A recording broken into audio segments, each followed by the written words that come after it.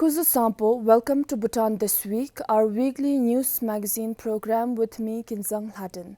Our top stories the past week.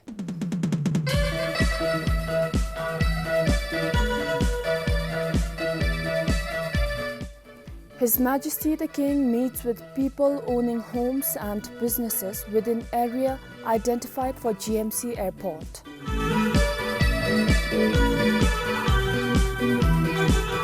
Eight spiritual projects in GMC receive Royal 𝗕𝗂𝗁.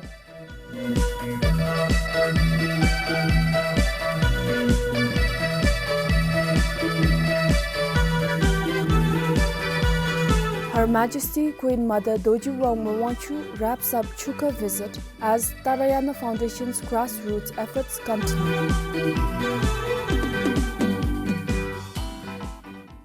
His Majesty the King visited 𝗕𝗵𝗂𝗁 accompanied by the Governor of GMC and GMC officials to meet with the people with homes and businesses within the area identified for the GMC Airport who have begun the process of relocating to new spaces.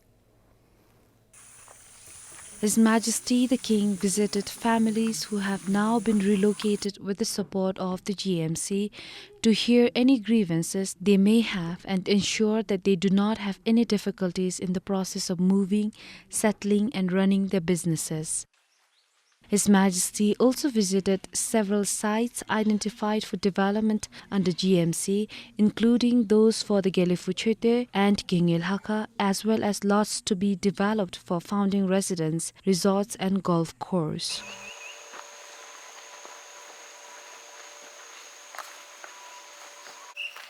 𝗕𝗵𝗂𝗁 for BBS News. His Majesty the King granted Royal 𝗕𝗂𝗁 sacred royal edicts for 8 spiritual projects under the 𝗕𝗵𝗂 Mindfulness City Administration last Monday. These 𝗕𝗂𝗁 were formally handed over in a traditional ceremony at 𝗕𝗵𝗂𝗁 led by 𝗕𝗵𝗂𝗁 Dasho Ugen Namgyal on Saturday.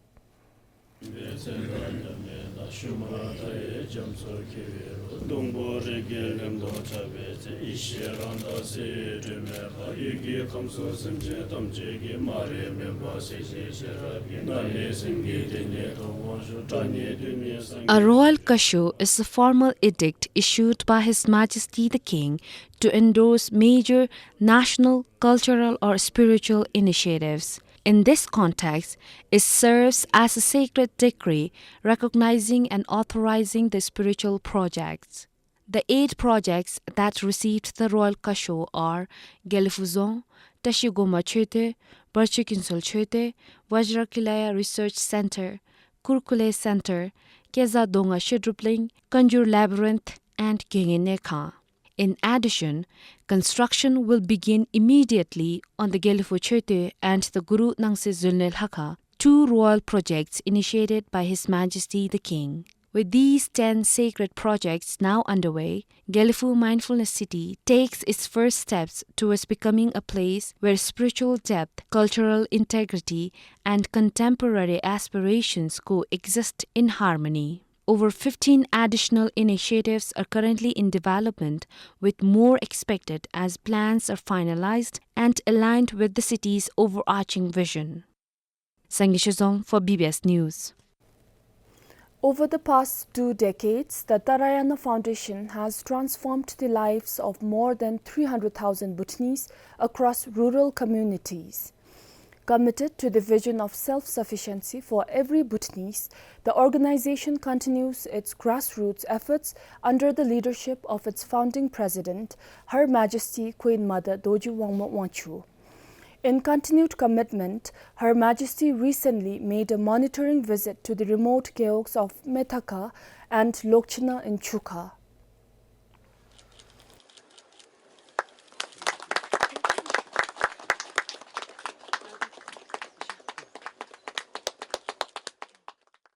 Her Majesty Queen Mother Dorji Wangma inaugurated a newly constructed 25,000-litre water reservoir at 𝗕𝗵𝗂𝗁 village in 𝗕𝗪𝗪𝗪 yesterday.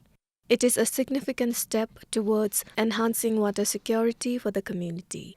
The reservoir is one of several initiatives by the 𝗪𝗲𝗸 Foundation in 𝗪𝗲𝗂𝘁 aimed at improving the lives of the villagers. Following the inauguration, Her Majesty met with the people of 𝗪𝗲𝗂, rekindling a bond first forged nearly 19 years ago during Her Majesty's earlier visit, then made entirely on foot.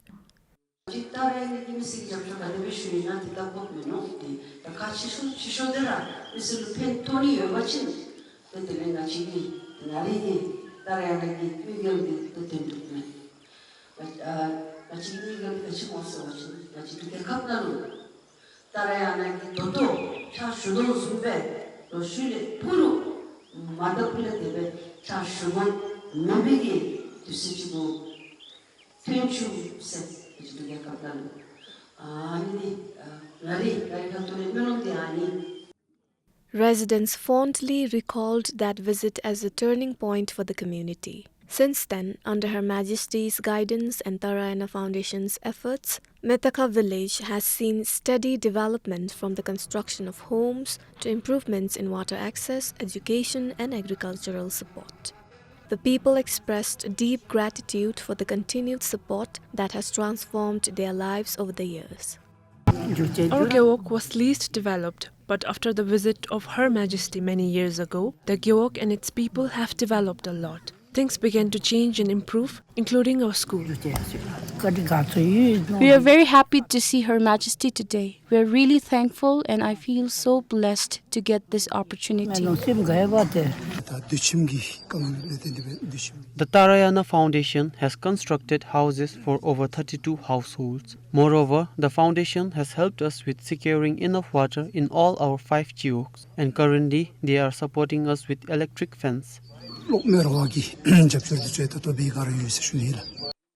With heartfelt gratitude for Her Majesty, local leaders and community members expressed their deep appreciation and reaffirmed their commitment to work harder and strive for a better future. During the visit, Her Majesty also granted an audience to the students of 𝗪𝗲𝗂 Primary School, encouraging them to grow into disciplined, responsible and compassionate individuals. Later, Her Majesty visited the home of one of the housing beneficiaries.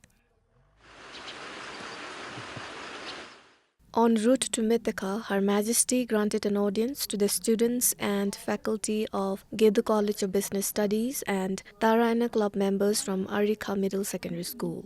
Her Majesty also met with the people of 𝗕𝗵𝗂𝘁 on the way. And on Her Majesty's travel to Phinsoling from 𝗪𝗲𝗂, Her Majesty met with the people of Dungna and Lokchina 𝗕𝗵𝗂𝘁. The tour concluded today with an audience granted to the students and teachers of Kamji Central School. For 𝗕𝗵𝗂𝘁, 𝗧𝗵𝗶𝘀 for BBS News. Delays in fund disbursement, poor public awareness, key sectoral exclusions, and limited loan access dominated the National Assembly's public hearing on the 15 billion 𝗪𝗻 Economic Stimulus Program (ESP) held recently. The public hearing conducted by the Economic and Finance Committee of the National Assembly raised critical questions about the program's overall effectiveness and fairness in reaching its intended beneficiaries on the ground. The 15 billion 𝗕𝗻 ESP, designed to provide short-term loans and long-term support to businesses affected by COVID-19, has allocated over 5 billion 𝗕𝗻 for concessional loans and interest subsidies, while nearly 10 billion has been set aside for longer-term initiatives such as tourism promotion and artisan support. However, Member of Parliament of Mongar constituency in Mongar cautioned the long-term funds, highlighting overlaps with the 13 5-year plan's economic programs.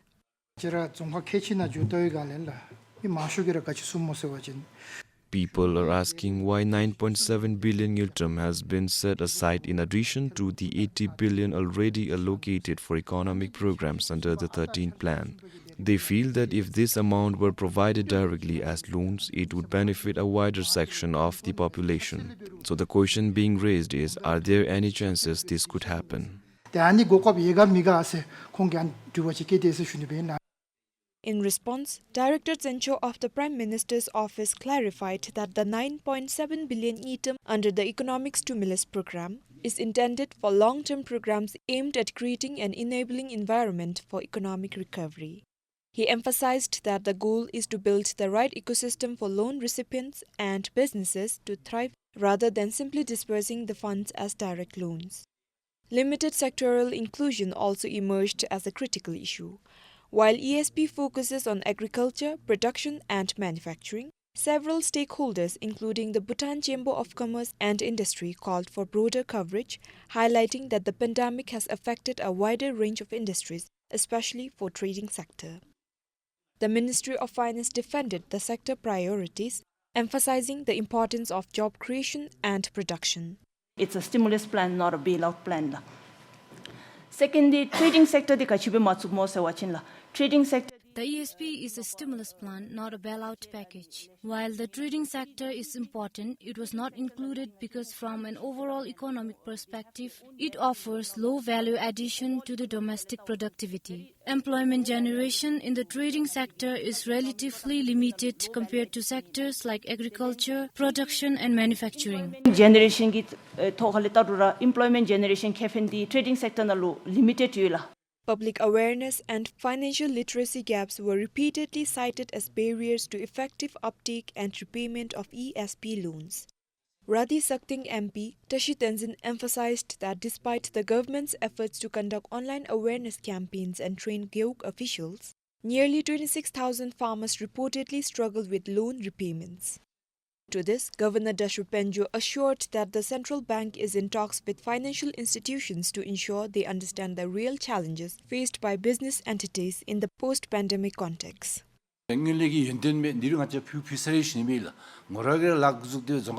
We have been providing financial literacy across the country, but just having knowledge isn't enough. We need to work together by not only educating people, but also by ensuring their ideas are supported by banks and backed by the government. On the possibility of a second round of ESP lending, the ESP Steering Committee said another round could be considered once current loans are recovered.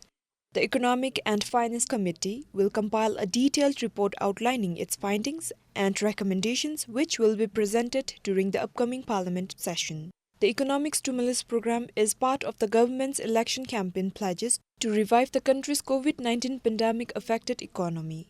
Tashi Dekar, PBS News. As of Wednesday, over 800 million 𝗕𝗵𝘂𝘁 economic stimulus program loans have been disbursed to over 1,200 applicants nationwide. The Bhutan Development Bank Limited received close to 4,000 applications for ESP loans, out of which nearly 1,200 applications were declined and close to 1,500 applications were approved. 𝗪𝗪𝗃, 𝗕𝗵𝘂 and 𝗧𝗵𝗂𝗁 are districts with the highest ESP loan applicants. Moreover, 𝗪𝗪𝗃 also has the highest number of approved applications at nearly 180 out of almost 520 applications. Similarly, Tashi has the second highest approved applications at more than 150 out of almost 300 submissions. The district has disbursed loans amounting to 50 million 𝗕𝗏𝘂𝘁 and rejected around 45 applications. According to BDBL officials of Tashi, some applications were rejected because of repetitive loan proposals from their earlier activities, unclear project proposals, and incomplete documentation.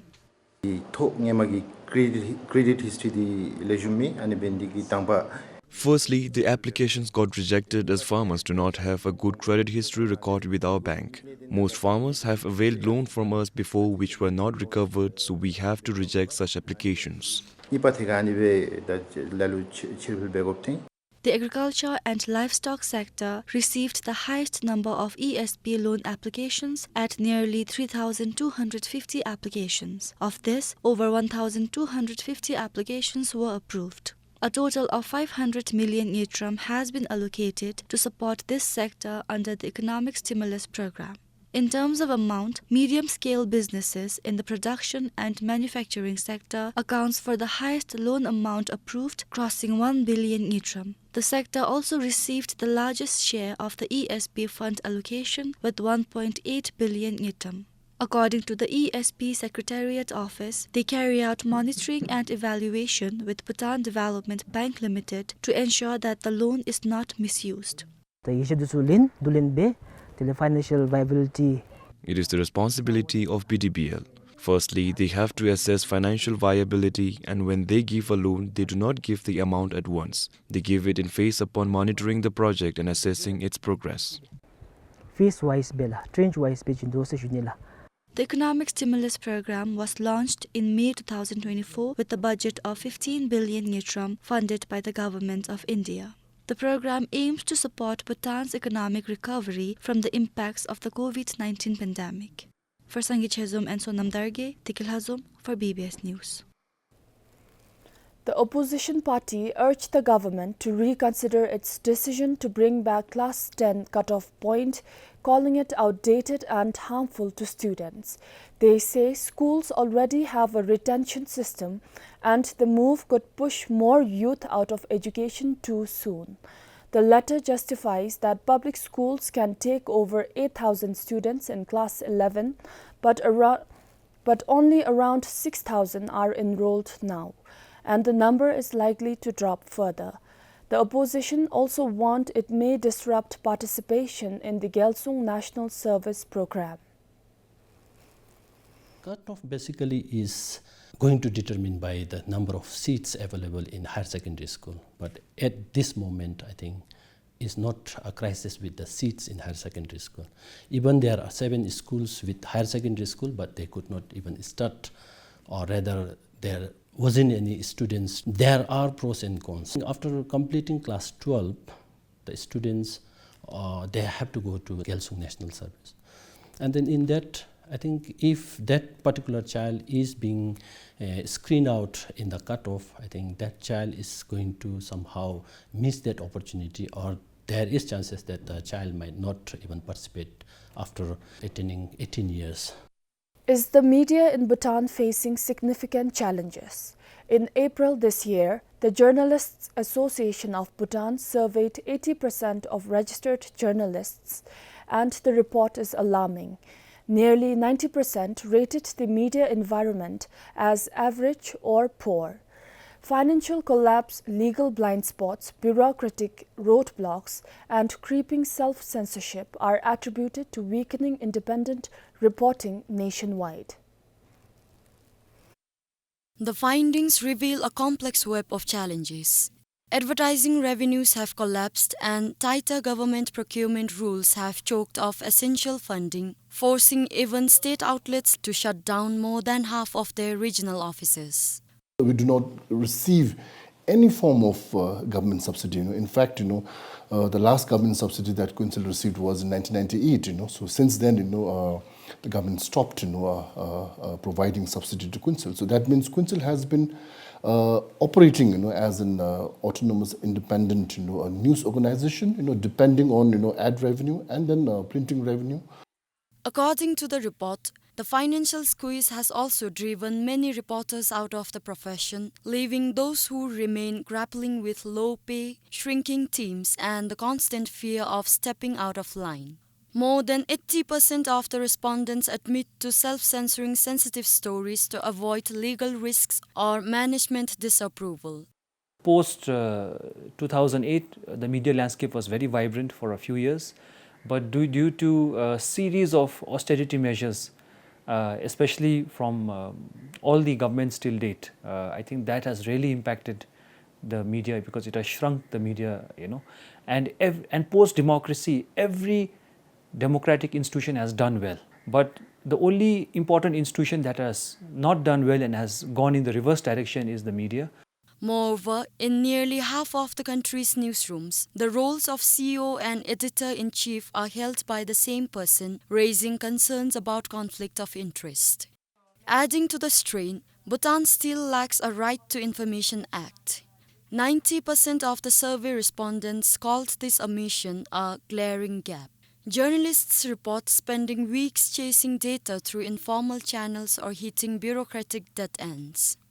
One main challenge that journalists in Bhutan face is the fear that civil servants have when they give out information to reporters, because when giving out information, they think that they might end up losing their job or they'll be obviously questioned by their superior. So the bureaucratic process that is in place for reporters to follow to get information from ministries is such a hassle right now. Recently, I did this news and I had to contact a department in one of the ministries.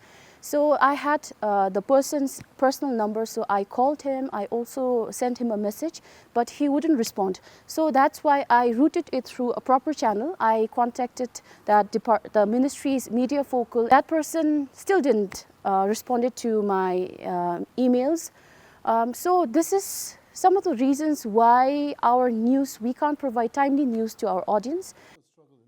On the other hand, the dissolution of the Independent Media Council in 2023 removed the one body that is charged with upholding journalistic standards and protecting reporters, a move that many fear has only deepened media vulnerability.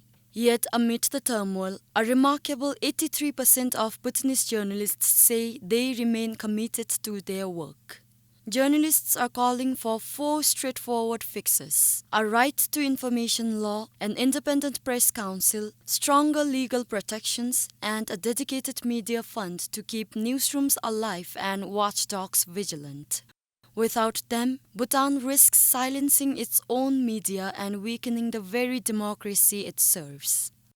𝗕𝗵𝗂𝘁, BBS News. The government will be replacing the Bhutan Integrated Taxation System, or BITS, with a new system but with the same name. The new system is almost ready to implement the Goods and Services Tax. Though the GST Act came into being in 2020, its implementation was delayed due to the pandemic and technical issues with the earlier Bhutan Integrated Taxation System. It was revealed in a press conference for the upcoming National Assembly today. The Bhutan Integrated Taxation System was developed, spending 119 million 𝗕𝗏. A new tax system is being developed. Nothing concrete came out of the earlier system. The GST was introduced as a reform to modernize and simplify Bhutan's tax system, aiming to create a more streamlined process for businesses and consumers. The GST was endorsed by the previous government. However, if it is implemented in its current form, it may lead to certain challenges under present circumstances. Therefore, we will be deliberating on the matter on the 27th of this month. The Parliament will begin this Friday and end on 3rd July. 𝗕𝗵𝗂𝘁 for BBS News. That is all we have for the week. Thank you for joining us.